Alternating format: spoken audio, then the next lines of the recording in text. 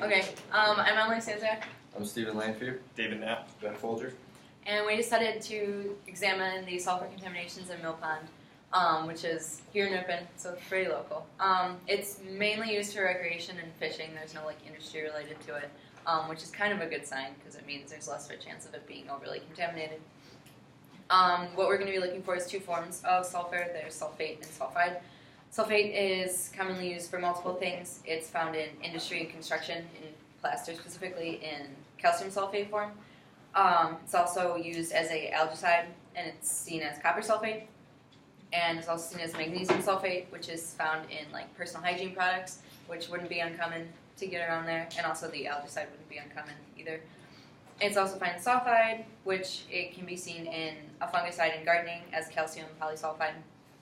And it's also present in other personal hygiene products as selenium sulfide. And it's also present in toxic gases, but we're hoping that's not one of the causes for why it's there. Some of the concerns that we had about the sulfur contamination was that it can affect the oxygen transport membranes, which can obviously affect all the wildlife that's involved in the plants and the fish that are in there, because they won't be able to get the oxygen out of the water. And another concern was that sulfur accumulation can cause long-term acidification of lakes and rivers, which could be also another health concern for not only the wildlife but also for any people that live near the lake. So our interest in this, we kind of got interested in it because of all the water contamination that's been happening in the U.S., especially with the Colorado mine spill, with all those contaminants from the mine leaking into the river. And these can cause a lot of health problems. So something local we thought might be interesting to know what's going on there. There are also a lot of steel mills in the Chicago area, South Chicago, and in Gary, Indiana, and that releases a lot of pollutants into the water, which again can be harmful to a lot of the people that live nearby. Another reason we wanted to investigate the sulfur concentration in the Mill Pond was because Dr. Bob was already running experiments on this, and he gave us a lot of insight as to how we could go about collecting the samples and testing them for sulfide and sulfate. So we actually already started our experiment by Monday. We went to Mill Pond and we collected 6 samples of water. We got 2 from the surface water, 2 from deep water, and then 2 from water including the sediment. We'll be taking 3 of these samples and testing them for sulfate, and then 3 and testing for sulfide. So once we have these 6 samples, we're going to separate them out to 25 milliliters. And then for the sulfate, we're going to add a sulfate reagent to it, and it'll form a white turbidity, which is basically just a cloudiness or smokiness to the water based on the concentration of sulfate. We're also going to be doing this with distilled water to form our blank. We're going to take this to the Spec 20 machine, and we're going to analyze the percent transmission of the samples and calculate the optical density. We're also going to be making a series of standards from 0 to 50 milligrams per liter to create a standard curve so we can compare these percent transmissions to the standard curve. And for the sulfide, we're going to follow a pretty similar procedure.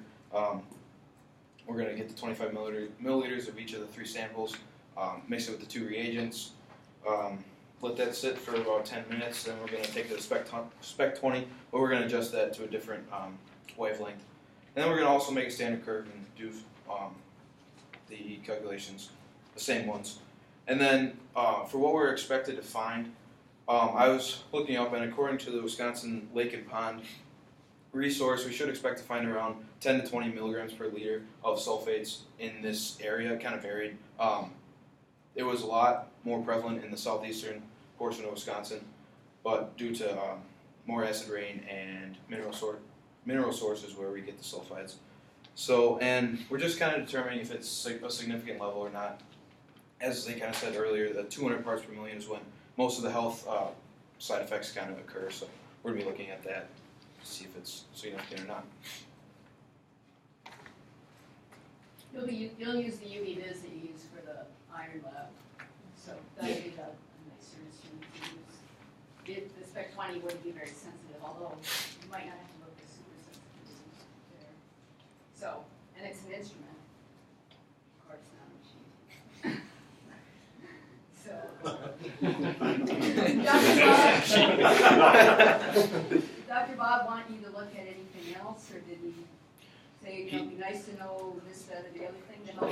Because the thing stinks in the winter, it's terrible. Yeah, he kind of hinted at it's more prevalent towards the library and leading up to that. So if we don't find a lot here, we might, you know, it all depends. Dr. Wilby used to live by it, and he'd tell you stories about how awful it is. Yeah, when we were collecting our samples, there was this guy, and he said, probably shouldn't eat the fish. He was fishing.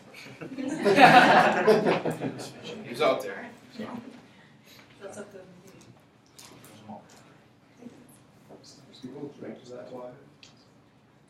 I don't think they're supposed to. I'm not sure if people ever actually have, but probably shouldn't.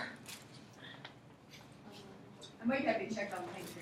I mean, Dr. Bob has a kid, just because we think it's high, and I'm interested in over time if it remains high.